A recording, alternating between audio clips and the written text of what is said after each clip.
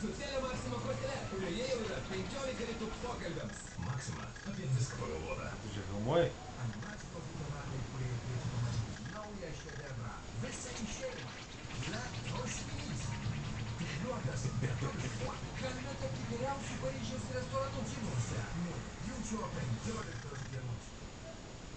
Istorinė patirtis rodo, nei ekonominė gerovė, nei pažangus įstatymai patys savaime neužtikrina vienodų galimybių. Didžiausia kliūtimi tampa stereotipinės nuostatos apie vyro bei moters vaidmenis visuomenėje. Ekonominės ir socialinės permainos vyksta sparčiau nei poslinkiai žmonių mąstysenoje. Todėl pasenusios pažiūros tampa rimta kliūtimi, siekiant subalansuoto moterų bei vyrų dalyvavimo profesinėme ir šeimos gyvenime, užtikrinant asmens ir visuomenės gerovę. Kodėl taip sunkiai sekasi atsikratyti stereotipų laidoje Jeigu.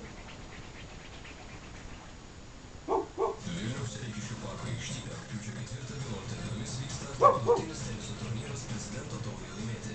Finalas rugpjūčio 11 dieną 11 val. Generalinis rėmėjas Siemens. Pagrindiniai rėmėjai. Informaciniai rėmėjai. Turnyro bus.